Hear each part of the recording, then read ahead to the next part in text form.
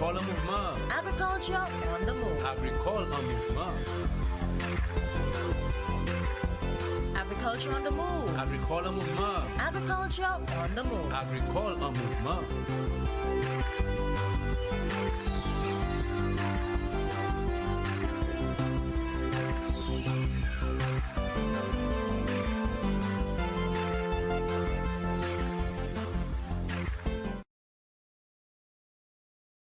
Good day again, St. Lucia, and welcome to the program, Agriculture on the Move. I am Philip Sidney, your host. Before I delve into the program, I just want to thank the many persons, the persons involved as far as the CMOS Fiesta is concerned on Sunday, to thank you for participating, the processors, and also the general public for participating and the coming Fiesta. Thank you very, very much, and we're looking forward for another World Food Day next year, where we will be featuring something down the road as far as our food and nutrition security is concerned. We are here again, Journée Creole. Everybody's looking forward for that activity. It's one of the biggest activities in St. Lucia, and people are looking forward to consume exotics from the land, from wildlife, and also we're looking at fish, marine species, those that you should not consume at the time because maybe it is not in season, and etc. So today with me are two gentlemen who are well poised to discuss that issue. With me is Mr. Thomas Nelson, who is the Deputy Chief Fisheries Officer, and also Mr. Pius Haynes, who is the Acting Assistant Chief Forest Officer in the Ministry of Agriculture, Fisheries, Food Security, and Rural Development. Gentlemen, welcome to the program. Thank you very much. Thank you for having us. Yeah, man. Well, I know I'm getting all worked up and I'm salivating already, just envisaging the dishes that are going to be there. I know, Pius, people are looking forward for the manikou and the agouti and stuff like this. But before we get into this, give us a little background into what has forestry done over the years, looking at those species out there. Okay, so let me start by saying that the Forestry Department really uses what we refer to as the St. Lucia Wildlife Protection Act to govern how we use our wildlife resource in St. Lucia. Now, and we also have the Forest Act as well that deals more with the forest ecosystem and so on. But in the Wildlife Protection Act really is the one that we will touch more on as it relates to the use of our wildlife resource in St. Lucia. First question is, how did the Wildlife Act come about? What was the origin? In fact, what brought on the Wildlife Act? Well, the Act was more or less established in 1980. We had a revision in 2001, but before this, we gained independence in 1979. That's when we gained our independence, 79, and the Act came in 1980. Before this, but of course, we were, we were under the British rule. We were a colony and so on, and our laws. I think we had the Wild Birds Ordinance, and some other, laws that were there during the colonial times. That law, it wasn't quite stringent. It was quite open, and it gave persons liberty to go into wildlife habitats and to more or less hunt and take in an indiscriminatory manner wildlife. And as a result, we had the backlash, where we had a number of species, different species that were really, really targeted, and the numbers began dwindling. And I will mention one, and you'll be surprised. The St. Lucia parrot is one such species. Back in the day, before the Act was more or less enacted, persons were actually hunting the St. Lucia parrot. And many other birds, you would not have seen birds like the ramier, out in the open like this. You'd have had to go right into the depth of the forest, interior, to find a ramier because, there was active exploitation and hunting of these species. So as a result of this, this heavy exploitation, they saw, those who had gone before us, they saw it was prudent now to establish the Wildlife Protection Act, which came just after independence in 1980. Okay. And so today we have this act, and it has 3 schedules. You have fully protected wildlife, and then you have partially protected, and you have unprotected. However, the majority of our species, reptiles, birds, mammals, they fall under the fully protected species. And let me just say quickly that they established what we refer to as a moratorium. So we have more or less like a temporary hold, a freeze, or more or less a ban on hunting right now. Okay. So that is where we are. Until we amend that act or make some revisions, this is where we are today. St. Lucia hunting more or less is pretty much banned. But So we'll clarify this, because I know farmers out there have a problem with wild pigs. So when you say hunting is banned, are you saying that they should not go out there and hunt wild pigs? yes, so now talking about the feral pig is a special one because the feral pig more or less does not appear on the Wildlife Act. Right. It is not in there. So basically, persons are allowed to hunt the feral pig in particular. Now the Cochon basically is not any specific species. It's not any special species. It's more or less the same domesticated pig that we had. Migrated to but the wild. those pigs, they were left. In fact, they went into the wild. They strayed into the wild and they stayed there. And they have established a population that we refer to as a feral pig. Right. Now, when we consider revision of the act, we will have to define feral pig. So then we will have to make the distinction between feral pig and the domesticated. Okay. So the feral pig in itself, there's no need for a permit to get a feral pig. What you need is a permit to enter the forest reserve or the wildlife reserve. So if you want to go and hunt feral pig, you have to first of all seek permission from the forestry department. You have to get your permit to enter the forest, not to get the species. Okay. However, all the others, like the manikou and the agouti, are listed as fully protected wildlife. And persons are not allowed to hunt them at limb. Manikou and agouti, they both protected species. But in Junior Creole, we actually see them on menus. Well, it is not permissible. Based on our laws, it should not be there. It should not be there. All right. Okay. So let's go to the Fisheries Law.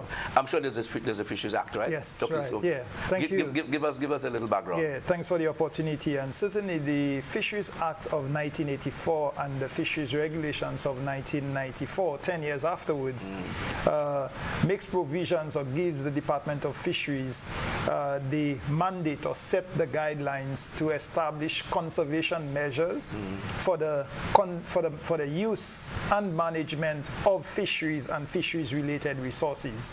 And when we talk about fisheries resources in the context of Junior Creole, I'm sure many persons would know some of these would include things like chardon, the white sea egg, where we would have an open and closed season depending on the status of the population.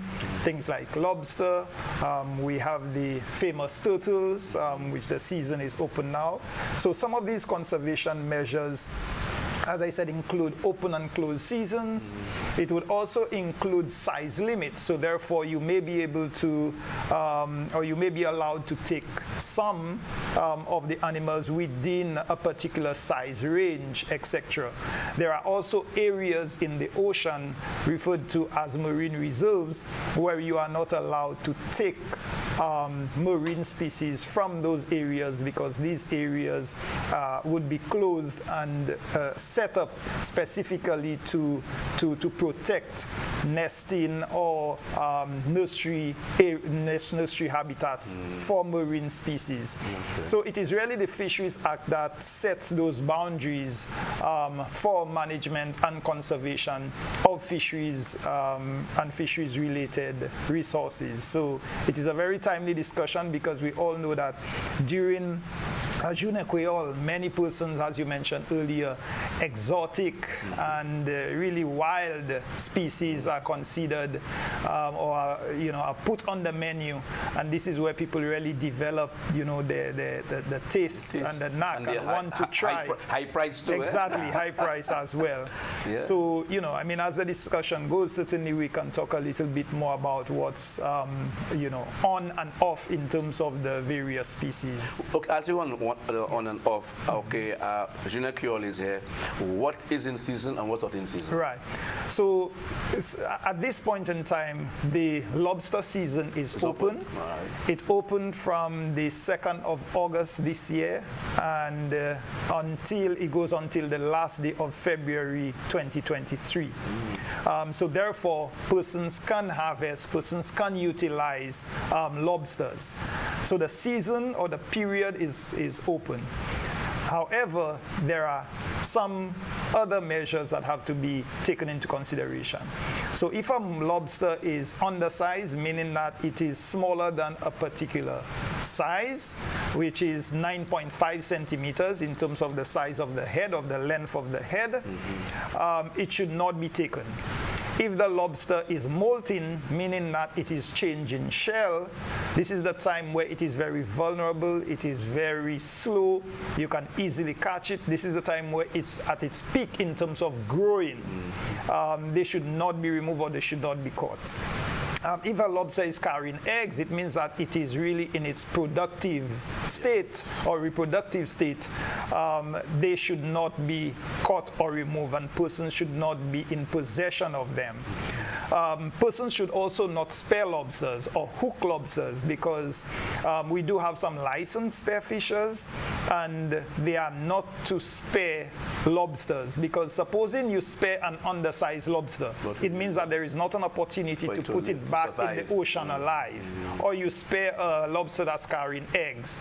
So the primary way to catch lobsters is really using the fish pots or the nas, right? Some persons also would catch them in nets. At least if it is undersized, if it is carrying eggs, or if it is molting, there is an opportunity to put it back in the ocean so that it can continue its reproductive life. Okay.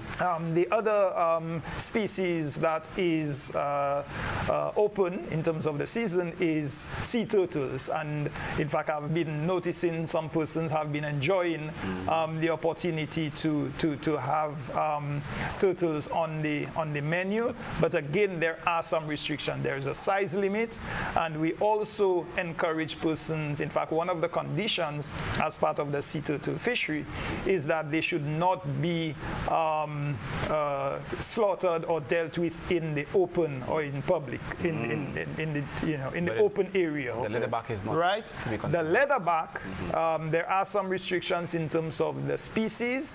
The leatherback is not to be taken, so it is only the hawksbill and the green turtle that is being taken. What's the reason for the leatherback? Right, because in fact you will not catch the method of catching the turtle is in the net.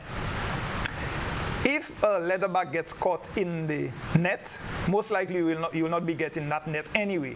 But generally, because of the critical level in terms of threat of the leatherback, it is off the catching list at this point in time. Species. Yes. The other species is the crayfish, very famous. Crayfish in the wild. We do have a moratorium on the capture of crayfish, and one of the main reasons for that, and many persons would have known that persons use various types of noxious substances of poisons in the to rivers. poison the rivers, and that can have very negative effects On aqua life. on aqua life, on the rivers, Human on life as all other species within the river basin, but also have a significant impact on our own life, because sometimes some of these persons use weedicide and very deadly forms of poison, and therefore we encourage persons to purchase shrimp or crayfish, for want of a better term, from the aquaculture farmers. Right? Because you really do not know how some of these persons would have acquired the crayfish in the wild. In terms of the sea eggs or shadow, the population of shadow is very low at this point in time, and therefore we have not allowed, or the population does not allow for an open period at this time. So therefore the season for shadow is closed. And not only in St. Lucia, but similarly in Barbados. Just recently I got a report from our fisheries colleagues in Barbados that they did some surveys, and this year will not have an open season in Barbados either. Because sometimes you have kind of a cyclical, kind of a peak and trough in terms of population growth or population size or issues affecting the population. And this year is one of the years where you have basically a dip in the population of the white sea eggs. Okay, so at this point, Yes. we'll take a break. You're watching Agriculture on the Move. Stay tuned. We'll be back very soon. The Ministry of Agriculture, Yep. Fisheries, Food Security and Rural Development is placing heavy emphasis on They the used to have a TV concept there before. of food security. Is there? It's You our can see it. prosperity, He's the one our sitting. future. Oh, I see. The Cocoa Sector Enhancement Project, CSEP, is targeting the rehabilitation of at least 201 acres of cocoa and the expansion of at least 294 acres. It protects against main diseases like black pod and witches broom and pests like rodent. It secures the appropriate enabling environment to advance the sector. To learn more about the Cocoa Sector Enhancement Project, please contact Project Coordinator at 459-7003.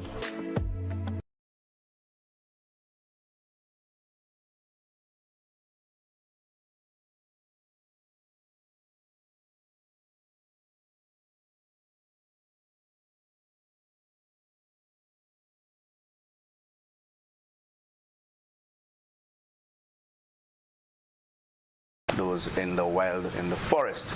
Pius, I remember some years ago there was a program where they wanted to domesticate the agouti, that's in millet. Right.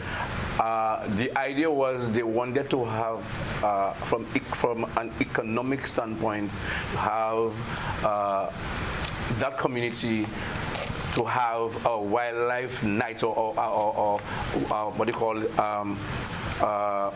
wild meats night. Okay. I don't think that went through. I don't think the agouti would like to be domesticated. Tell us about that. Yeah, so in a nutshell, the project more or less failed for a few reasons, but the principal reason, the main reason why this project did not really get off the ground is because we have not quite understood the husbandry practices, in fact the husbandry requirements for the agouti. In fact, we have not learned how to domesticate Too fast for you all, man. the agouti, more or less. So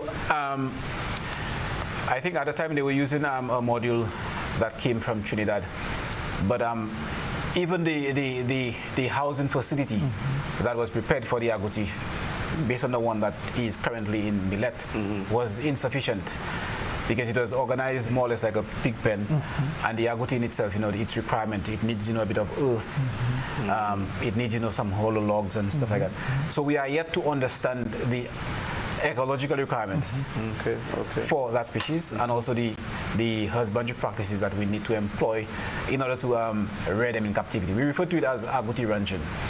So the aim really was to remove the focus from the hunting in the wild and having a program where we could farm or rear the agouti in captivity, so that we could sustain that need of rural livelihoods and so on. Because believe it or not, there are livelihood options, or there are livelihood benefits to be gained from the sustainable use of these animals. And let me say quickly that forestry is now looking into the future. And then, as I've stated, the Wildlife Act was established in 1980. But of course, we have this more or less moratorium on hunting. So in order for persons to, use these species, they would need the authority of a license, a valid license or permit that is more or less prescribed by the Forestry Department through the minister. And so we are looking into the future. We are currently at a juncture, at a point where we are undergoing, in fact, we are just starting legislative review. So we are going to review, we are reviewing the Wildlife Act, and we are also going to review the Forest Act, more or less, the Forest Soil and Water Protection Act. We are reviewing these. And in our review, we will consider the idea of certain species, allowing certain species to be used sustainably. And the manikou will be one of these species, as well as the agouti. Okay. Moving forward. Okay, moving into the Jeune Creole, all right. What are you all policing those areas around the island that are involved in Jeune Creole to find out whether, the manikou and the iguana and are you all doing, what is there something, are you all monitoring that? Okay, first of all, we would like to take the opportunity here, and we sent out a press release on the subject matter a few days ago. We first of all would like to inform the public before Jeune Creole. And many persons do, in fact, many persons are aware that these species, the manikou, the agouti, the iguana, all of these species are protected wildlife, and they are not allowed for hunting right now. Okay. So the question which you ask, basically, moving forward into the Creole Day, we at this point we are unable to facilitate a request because the law doesn't permit us to do so. We are not allowed to give or issue permits to anybody to have manikou on the menu or to have agouti on the menu. Moving forward, we can look into it when we have done a few background things. For example, we have done the legislative review, we have done the population surveys, we have done the groundwork that will help us take certain decisions. Okay. If I may add to this, actually the Department of Fisheries, I remember over the years, have actually been making the rounds, to check the booths during Jeune Creole. As Pius indicated, what we would like to do first is to urge the general public. What we also did is that we have sent out a press release similar to forestry, but we have also written to the Folk Research Center. Oh yes, so that they would inform the committees and the vendors, etc. Because if you don't have the thing for sale, then of course they would not be consumed at that point.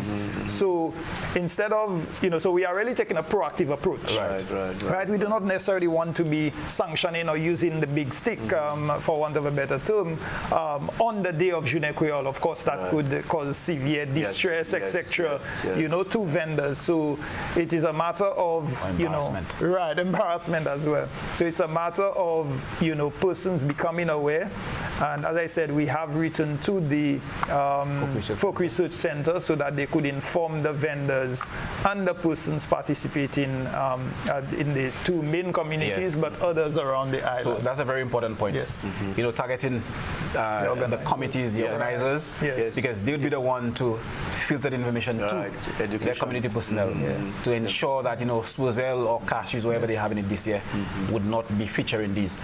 But you see, we have a number of satellite, different little persons in the different, because when it comes to Jeune Creole is now island-wide, an island-wide. Yes, exactly. Although we have major areas, but the whole island.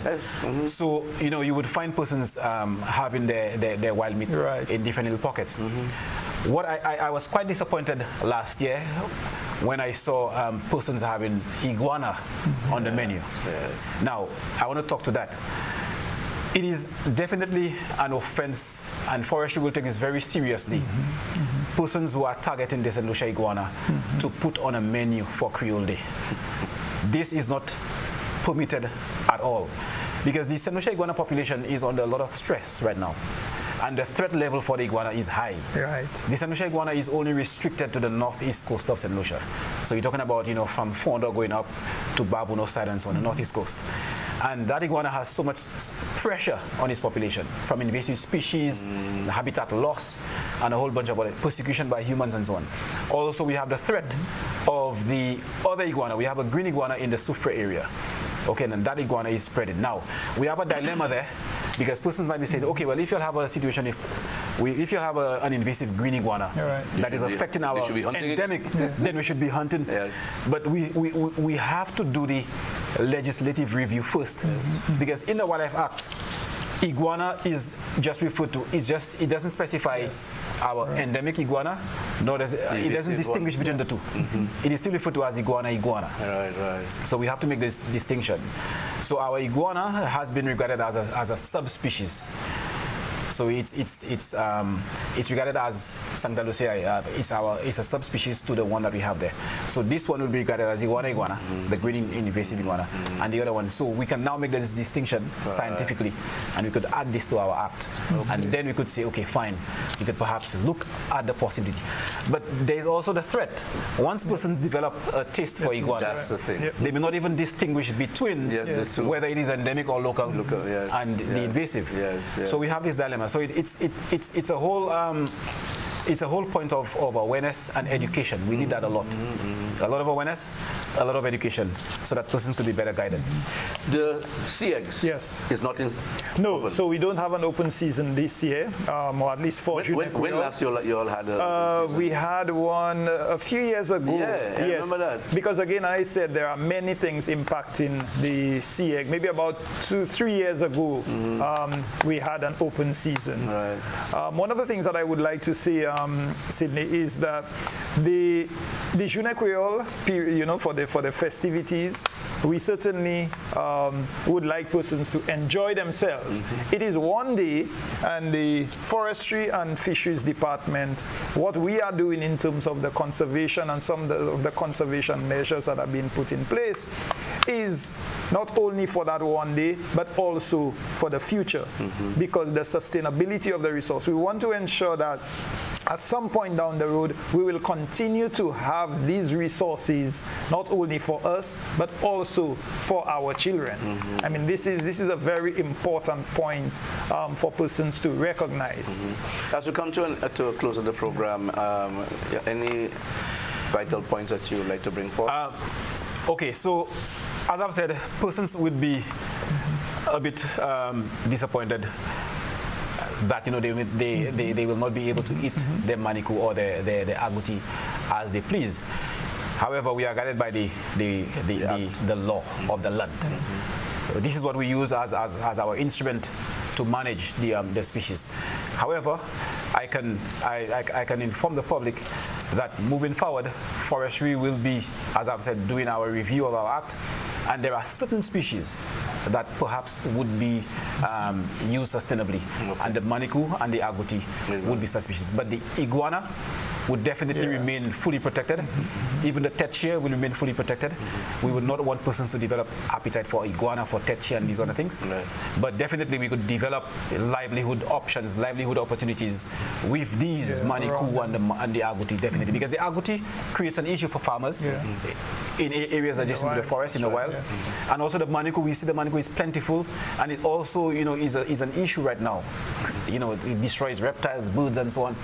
It eats anything. It's an omnivore. So we see the merit in establishing more or less a sustainable livelihood opportunity from these. Half a minute. Yes, certainly, as I said earlier, we would ask persons to enjoy themselves, have fun, enjoy the festivities, but certainly be mindful of the regulations and the laws governing the fisheries and fisheries-related resources. Very good. Gentlemen, I want to thank you for being here. Yes, and I hope you'll even if you all want to eat those species, you cannot eat them. Yes. And I'm happy that you all came to educate the public in that regard. We have been watching Agriculture on the Move, of course, Fisheries on the Move too. We want you to enjoy your Journée Creole, but be mindful of the species that you cannot consume. So please adhere to those rules, or else you will be fined. Remember, agriculture is our business, and eat fresh. St. Lucia's best I'm Philip Sidney saying goodbye and God bless.